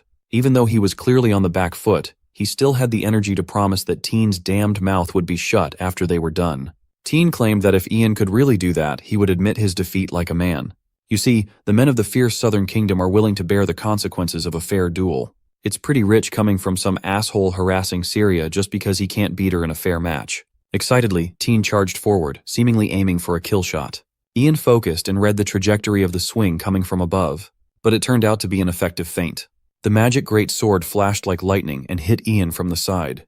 The slash knocked the wind out of his sails. Ian was brought down to his ass. He had never fought someone with such lightning-fast speed. Teen chose this moment to ask Ian about something that's been bothering him during Ian's first fight against Syria. At that time, Teen saw him dodge an attack that was supposedly unavoidable. It was as if Ian bent reality itself for a quick moment. Teen must be yapping about the time he got possessed by that mysterious evil spirit. Logically speaking, only a master should be able to use spatial steps. Speaking of steps, Ian noticed that the ground in the area felt particularly soft. Surveying the ground, it was full of indentations gouged up from the fight earlier. Something clicked, and he finally figured out his only shot of winning. While he was having his breakthrough moment, Teen increased the intensity while seeking more information regarding Ian's bizarre technique. He looked like a berserker surrounded by lightning, but Ian kept on dodging with his clumsy movement. After getting out of Teen's massive attack range, Ian sheathed his sword back to its scabbard. Teen saw this and took it as an admission of defeat. He thinks Ian has given up, but our boy is just biding his time and waiting for the right timing. Like the inexperienced magic swordsman that he is, Teen took the bait and charged forth. After taking a few fast-paced steps, his feet dug into the soft ground. Taking the terrain into account, Ian calculated the precise angle to dodge without wasted movement. Teen slashed nothing but air. Vulnerable, he looked at Ian and saw a brutal eye staring him down while wielding a hatchet. Finally, Ian landed his first clean hit of the fight, and it shook Teen to the core. The attack landing significantly affected the arrogant young master's confidence. He tried to recover and reclaim the momentum, but he was a tad bit too slow. Ian Purkis blitzed him down to the ground, preventing him from even lifting his great sword. Ian savagely grabbed hold of the snotty noble's neck, putting him in a nasty chokehold. He demanded silence while raising the hatchet up, its dull side aimed at Teen's pretty boy face. He promised that he would shut this guy's trap earlier, and it's time to do just that. Teen was confused. He'd never encountered this kind of savagery in his life. Ian continuously pummeled his face with the dull end of the hatchet, beating him up with dull pains until he passed out from the pain. Ian's anger for the dirty bastards who dared to mess with Saria flared up. Scum like this, who shits on somebody behind their back, deserves everything painful. Someone like this spoiled noble needs to be smashed to a pulp to learn a lesson. By the time he was done with Teen, the handsome young master of the Southern Kingdom was barely clinging to life. Suddenly, the first goon Ian dealt with woke up to continue his posturing about being superior and all that BS. He claimed to be Lupin, the third son of the Empire's Count Rainella. While the arrogant rant continues, Ian simply sends his hatchet flying inches away from the brat's face. All that yapping and all Ian gathered was that there was another shit brain trying to get their head smashed to a pulp once more. At least now that one of the goons is awake, he'll have someone to properly interrogate about Saria's personal information getting leaked. Lupin finally realized that his words had no meaning here, and immediately snitched about the green-haired girl who told them about Saria's home life. They have no idea who that girl is or what her angle is, but that striking green hair stands out. Lupin swore that they had learned everything about Saria's mother from that mysterious girl, and he didn't know anything else. He swore that this was all he had, hoping that Ian wouldn't brutally knock him to the dirt like the others. It might not be much, but Ian still has a clue. In any case, he urged Lupin to carve this event into his skull. Next time there won't be any warnings. After dealing with the delinquent third years, Saria should regain some sort of normalcy in her life again. Now that bastards know that if they try something nasty again, some crazy lunatic will hunt them to the ends of the world. And for the scumbag who's spreading the word about Saria's past, Ian vowed to find and crush them. A day later, the students of the swordsmanship department honed their skills by sparring with one another in class. While everyone was focused on their spars, Saria could not help but worry about Ian. She feels that he might have acted out of anger yesterday. She doesn't want that. No matter what happens, she doesn't want to drag someone she cares about in her own issues. Her thoughts were disrupted by yet another disrespectful dig at her. Some girls called her an orphan and laughed at her face when she glared at them. Instead of feeling fear and standing down, the witches continued harassing Saria. They mocked her, saying that she couldn't even cry to her mommy if she wanted to. For the past few days, she's been taking every blow to the chin. She doesn't want to cause trouble for her family, but a person can only endure for so long. With a sword in hand, she struggled to control herself lest she let go and slaughter these talentless NPCs. Seeing the ferocious look in her eyes, the witches continued to add fuel to the fire. They jest that if she attacks, that must be because of improper upbringing. The two would have continued hurling hurtful insults if it hadn't been for a surprising and commanding voice telling them to stop. Behind them appeared Teen Atri. His face was full of bandages covering up all the injuries that Ian had inflicted. He told the witches to back off and leave if they didn't want to end up like him. The witches immediately folded upon seeing a top student exuding pressure. The girls tried to excuse their way out of trouble, but Teen refused to let them go. He's familiar with their game. He used the same strategies after all. He announced that Ian Purkis gave him the business without giving them a chance to explain themselves. His whole squad showed up with various injuries and unsightly wounds, striking fear into every student's heart. The witches trembled, thinking that they might suffer the same fate. Teen and his entire beaten entourage walked up to Saria with solemn expressions. Surprisingly, the entire gang bowed down to Saria and apologized for their immature actions. Teen promised to never bother her again. Saria was taken aback. These boys could have spared themselves the embarrassment and done this privately, yet they chose the most public apology there is, making the matter a bigger deal than it should be. Teen slyly looked up and explained that they were deliberately making a big scene out of this shit. If vague rumors were to spread around, his group would be the ones getting mocked for getting trashed. It's better to leave an impression that Ian is just a crazy and powerful swordsman that'll fuck everyone up. To be completely honest, Teen still doesn't like Saria. He finds her rude, but what's more annoying is the gap in skill between them, not to mention powerful backers. However, he's willing to recognize that finding good allies is also a skill in this world. Before taking his leave, Teen urged Saria to tell Ian about this apology so he could get the lunatic off his back for good. Saria thought Teen was just a cruel brute, but he's a lot cleverer than she thought. Once the third-year delinquents exited, the two witches who were trying to get under Seria's skin followed suit and bowed with an apology, swearing to never mock her ever again. Seria thought of a world where she was alone. She would have simply kept enduring the mockery and cruelty, thinking there was nothing she could do but take it all in. She was glad that Ian had helped her out. She also recognized that she couldn't keep relying on his help for her issues. She steeled her resolve to handle things properly on her own next time. While classes are still ongoing in the rest of the academy, Mr. Ian Purkis is spending his time in the infirmary. The Saintess was not pleased with him becoming a regular in the infirmary at all. More importantly, she heard that this kid beat up 8 people yesterday. Saintess is at her wit's end. She helped Ian out because of his reasons, but if it weren't for them, the Ranellas would have made a big deal out of everything. Ian cannot understand a single thing she is implying. He asked who the Ranellas were, and she answered that they were a Count family. That bastard Lupin was their third son. While it seems like Lupin complied, Ian made a mental note to keep tabs on the kid, just in case he's scheming something for revenge. Still, he might have moved too hastily yesterday. He didn't consider bigger noble families exercising pressure on his family. Thankfully, after hearing his side of the story, the Saintess took his side. She firmly believes that the heavens protect the righteous. There's also the favor she owed her from last time. Hearing the mention of favor confused him again. The Saintess gauged that he might not remember what he did that time and asserted that it was no big deal. Another puzzling thing was the name she called Ian by Emmanuel. Once he was left alone, Ian quietly deliberated.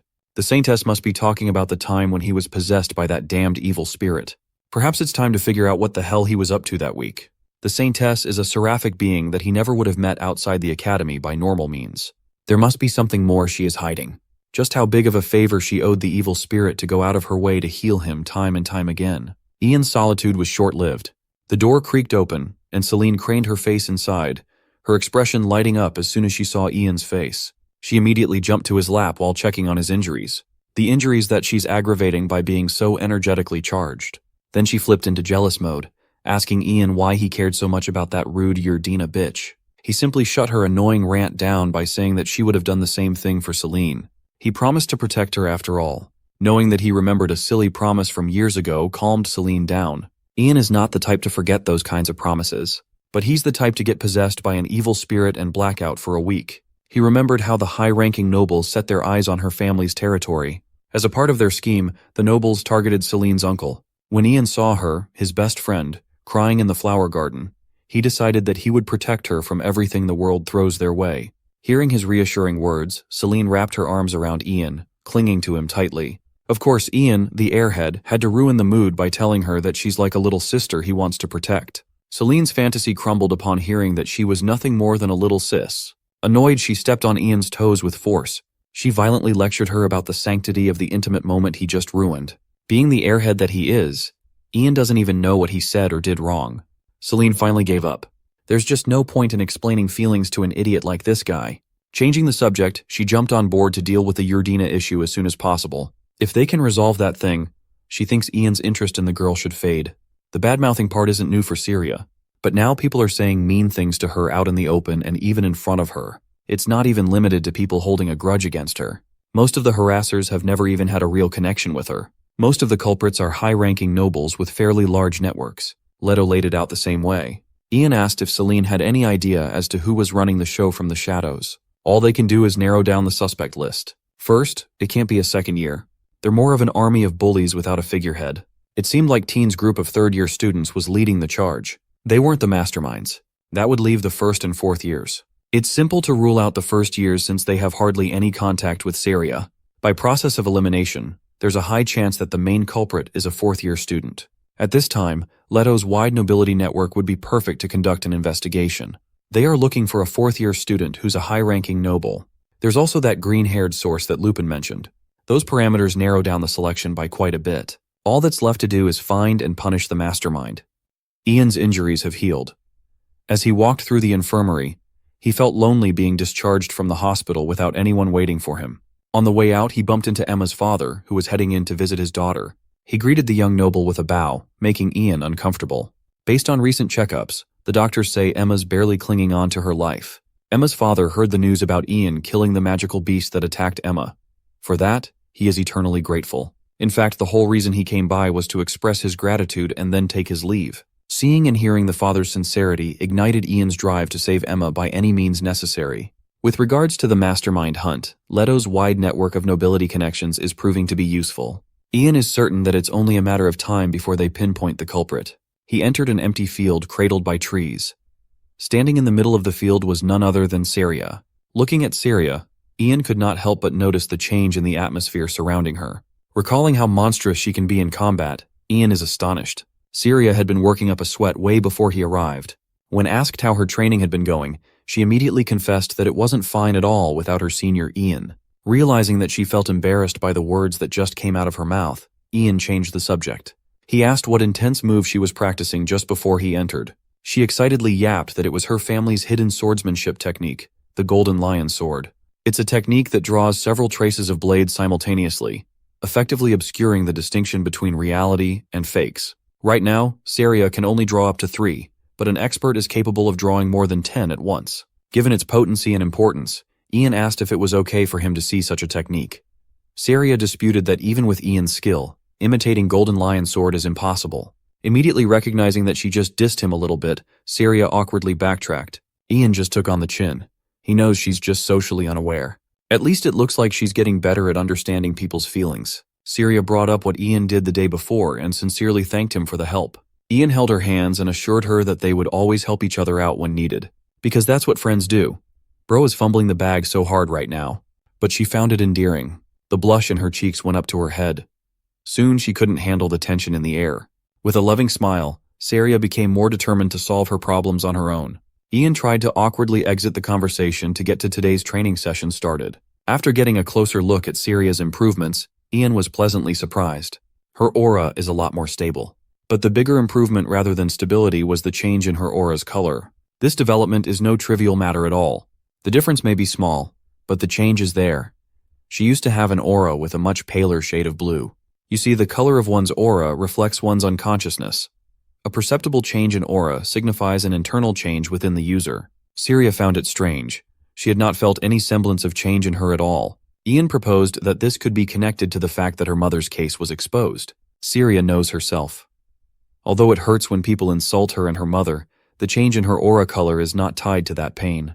It happened a long time ago now, when Saria was just 6 years old, the day when her mother was banished from the Yurdina family. Saria remembers her mother pleading desperately to be with her child. Saria's cruel father simply ordered his knights to get the vile woman out of his chambers.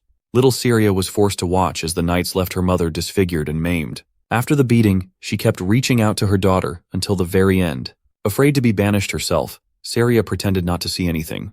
In the end, her mother left. She would never be able to forget the words her elder sister said that day. It was a threat. If she doesn't prove herself useful to the family, she will suffer the same fate as her mother. Ever since then, Saria devoted herself to the art of swordsmanship, desperate to prove her worth. At first, her goal to defeat her sister was rooted in that thirst for validation, to prove that she's strong enough to defeat the next family heir. But now, she wants to prove to herself that she's not weak. The only enemy is oneself. With Ian by her side, she'll have everything she needs. Hearing her story made Ian feel a lot closer to Saria.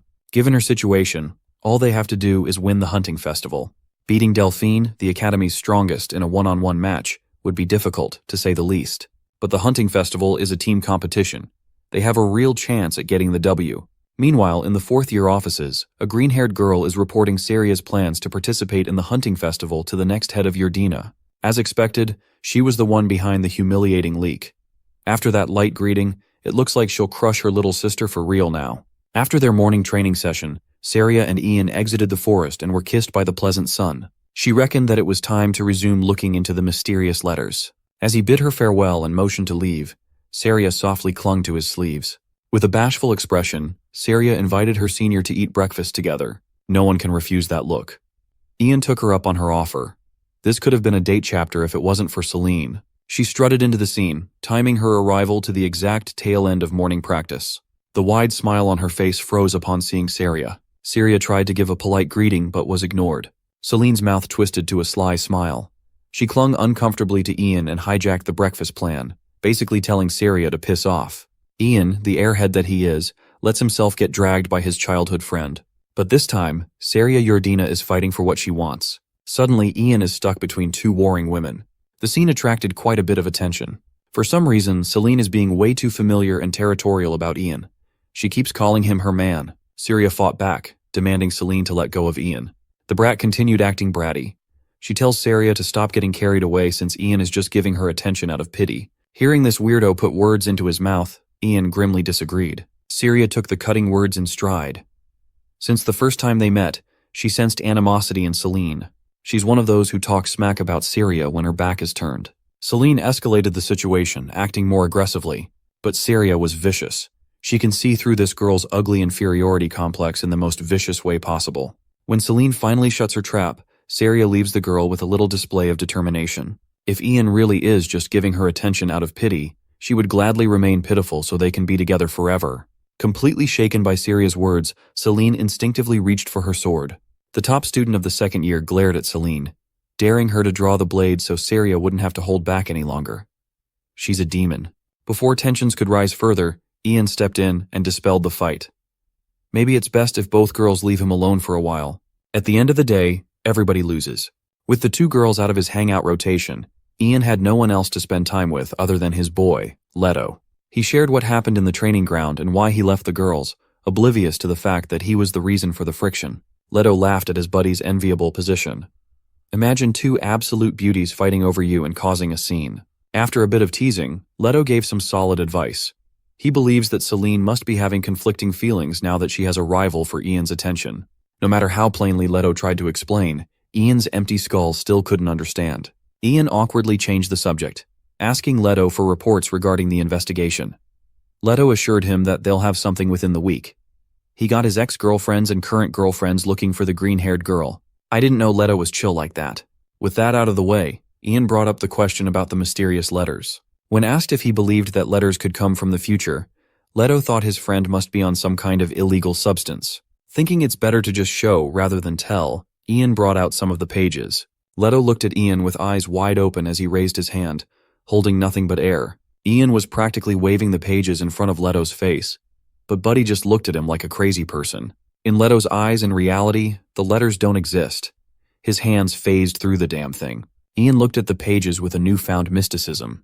Leto worried that his foolish friend might be having a mental breakdown or suffering from a curse. Ian extensively explained that the letters tipped him off about Emma's accident and the magical wolf beast subjugation. Aside from those events, the letters foretold the appearance of a strong magical beast in the upcoming hunting festival. Leto thought that it was only natural for strong beasts to show up since the festival would include fourth-year students. However, based on the letter, something far beyond the students' capabilities will appear. Weirdly enough, no matter how straightforwardly he tried to explain, his words didn't connect with Leto at all. It's entirely possible that he can't even share the contents of the letters with others. Regaining a clear head, Leto entertained the idea of a time-traveling letter. The likely cause would be some kind of time distortion happening only to Ian. Because of that, he has to do everything in his power to prevent a crisis from happening.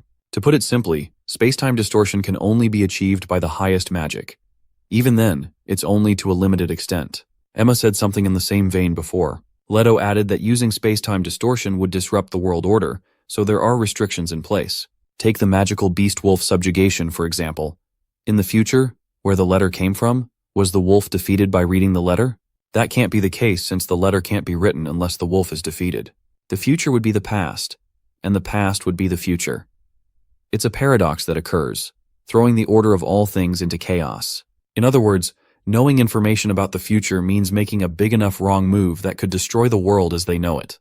Ian comes to embrace the gripping realization that possessing knowledge of the future could very much unleash destruction with even the slightest mistake. That's why his friend wants him to be careful, and believes that the sender of the letter is trying to do the same. In this case, Ian is limited in his actions, and as long as he doesn't do something crazy, the world will continue to follow the same events. Still, the truth is set in stone, and it's that his actions could lead to total annihilation of the world. A random guy like him, a nobody, now feels the crushing weight of bearing such a heavy burden. Ian finds himself stupefied and lost, not knowing what he should be doing anymore. He's approached by an apprehensive lady who is pissed that Ian rocked the shit out of her brother. Her tough girl act is cute, but I think she forgot that she's a midget. In any case, she's brought some company. Her boys have all come here to gang up on Ian. Realizing the situation at hand, Ian now understands that he's dealing with the Ranella family's Elsie, one of the most prominent leaders of the Academy's factions. Ian's having a headache. He used the Saint Test to take care of the situation for him, but things have only taken a turn for the worst. He thinks this is game over now, and even thinks it's best to get his ass kicked and be done with.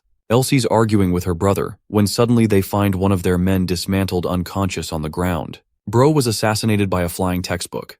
The assailant is a beautiful blonde, confident in her stride.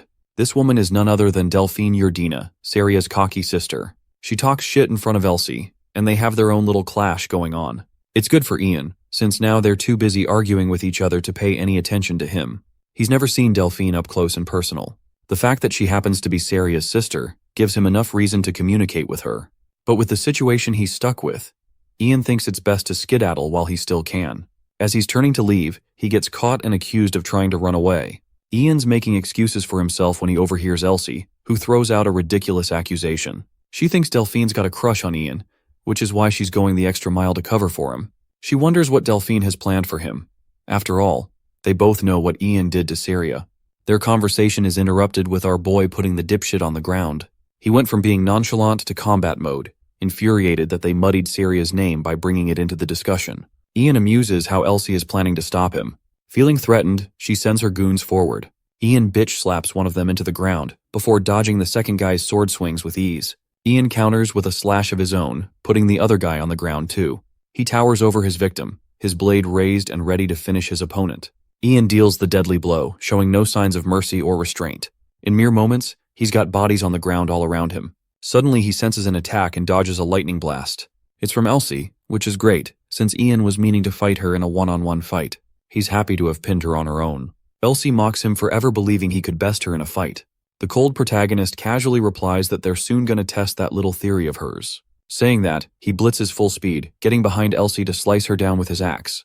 Elsie was able to defend against his heavy blow thanks to her good defense, but that attack left her drained.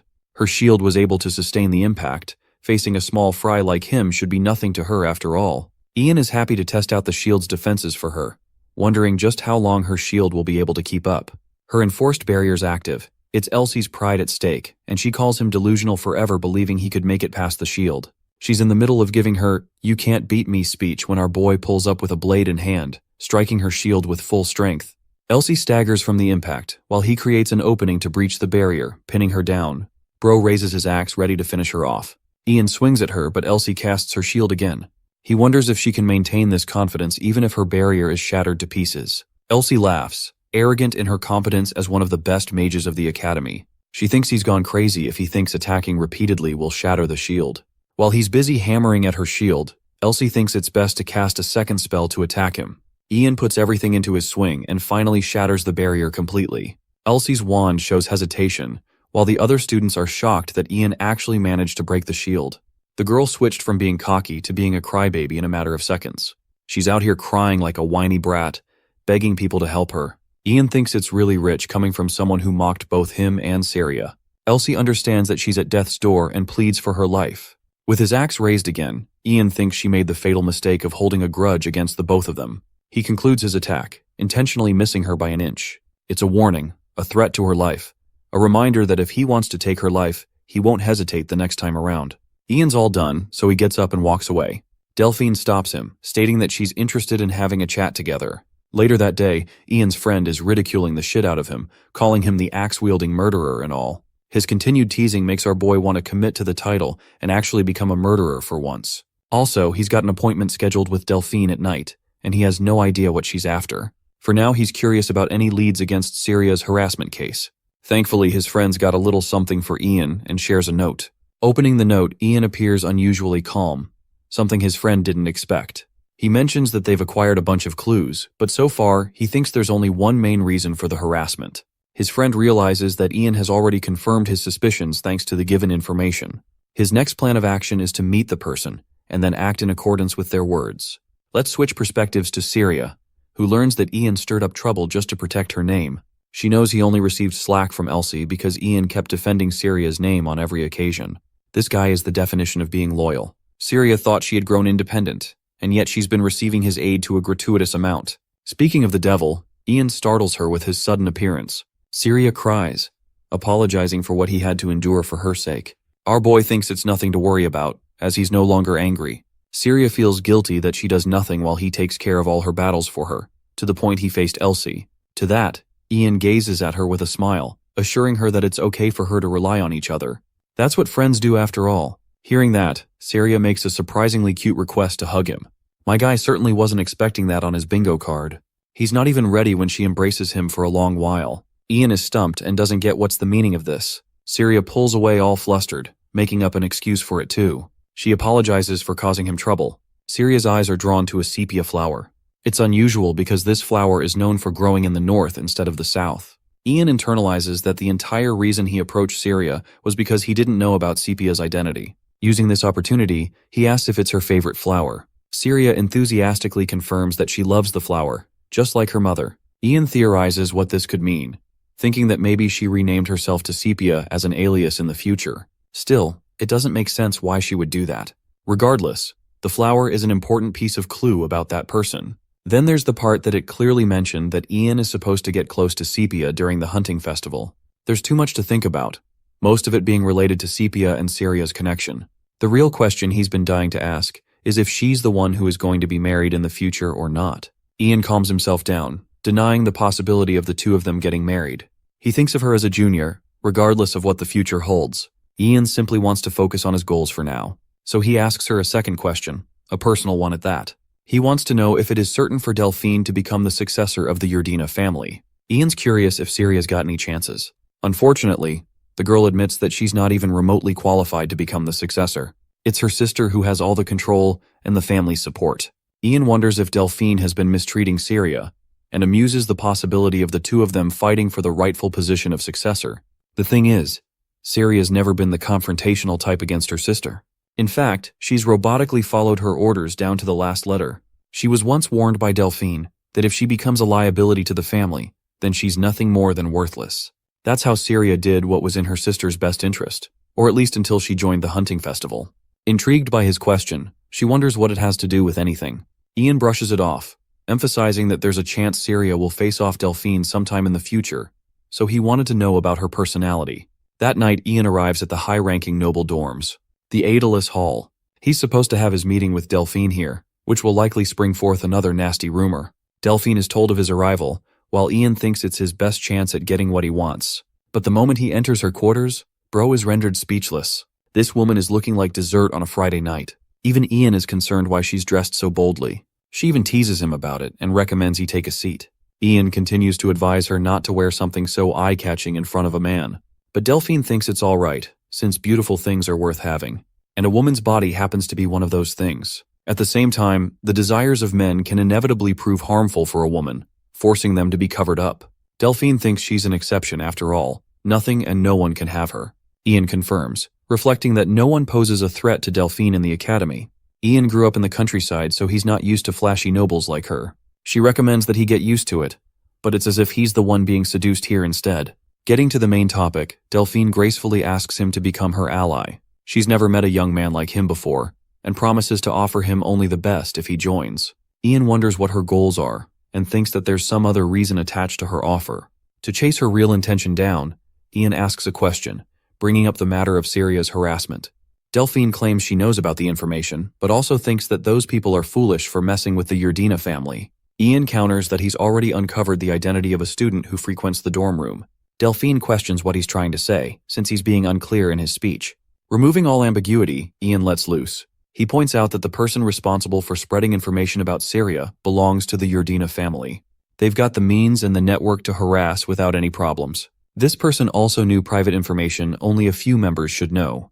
With everything taken into consideration, Ian throws down the hammer of truth. He declares Delphine Yardina the culprit and the mastermind behind the scenes. She's actually impressed by his little attempt here, and questions why she would possibly harass her little sister. To that, Ian roars that she's afraid of Syria's transformation, who has openly challenged her to a fight in the hunting festival. Hearing that, Delphine continues to play the innocent accused victim. She thinks he's got no evidence to back up his claims. Ian is ready to provide some, but he doesn't need to, since Delphine gives it up and finally shows her true nature. She confirms having done it all. It's only because Syria challenged her to a fight that she felt necessary to teach her sister an unforgettable lesson. Ian argues that all Syria cares about is proving herself. Delphine no longer takes interest in that topic and returns to her own query. She didn't expect Ian to be so impressive. The man shatters her wine glass, making his refusal loud and clear. After all, he can't imagine working for a double-faced lunatic like her. Delphine's unfazed despite his intimidation attempt. She immediately counters him by pulling a blade to his neck, as if to leave a warning of her own. Ian's surprised she managed to keep the weapon hidden well. Regardless of what went down, Delphine's interest in him continues to grow, remarking that only a handful of people can be as bold as him. Delphine's drawn to his allure, wanting to train him as a weapon of her own hunting. Damn, some guys are dying of thirst while this dude is practically drowning in hoes. Ian thinks she'll deeply regret ever doing that. But Delphine disagrees, vowing not to regret unless in defeat. She concludes their little chat and thinks it's best for him to leave now. And guys, I don't know why, but Ian is really acting like a thug. This man pulls a no-you and literally tries chucking his axe in her direction again, like dude calm down. Getting serious this time, Delphine counters despite being attacked from her blind spot. She receives a small graze at most, shocking Ian to his senses. She then responds by turning the tables and putting him on edge. Delphine thinks that his little stunt just now could have worked against any opponent apart from her. But now that they've come this far, Delphine is in the mood to break his spirit. She goes for the offensive, causing Ian visible panic. But right as her blade reaches his neck, she stops it. She didn't do it out of mercy, but because Ian's got his own weapon pinned against her neck. He switched to his sword the moment he lost his axe, as if he knew the battle wouldn't end in one blow. Ian clarifies that his primary weapon is actually his sword. Delphine's failing to understand his rash approach. He's trying to defeat her, but she's yet to be bested. Ian strokes her ego, calling her the strongest at the academy. At the same time, he thinks he's won the fight if he was able to push her to this extent. Delphine grinds her teeth. She knows he's right, and it's the first time she's been forced into such a position, a consequence of her own greed. Delphine decides to go batshit crazy and takes off her robe, deploying her tantalizing body as a weapon. Ian struggles to look at her and tries to get away. To be fair, Delphine isn't putting on the bravest act either. Her assistant questions if she should tend to her because of the noise coming from her room. Delphine quickly responds, telling her that she's all right. But her wailing causes the maid to barge inside, discovering a scene that she never thought would be taking place between the two. The maid apologizes for ruining their special moment. Funnily enough, this causes the brooding Delphine to become a soft and shy girl. Meanwhile, our boy can't handle the heat. He quickly picks up his axe and runs the fuck away after saying his goodbyes. The encounter left Delphine completely defenseless and at a loss for words. In the next scene, rumors of Ian's meeting with Delphine spread across campus. They think he threatened her with his axe, which is reasonable, given his title as the axe-wielding murderer. They think he's openly hostile and extremely dangerous. What they also didn't expect was for Ian to listen to their conversation just now, scaring them shitless. They run away screaming, while Ian realizes that he's got another stupid rumor to deal with now. It still doesn't add up how fast the rumors are spreading. At this point, Ian is convinced someone is targeting him specifically. Let's touch upon the hunting festival briefly.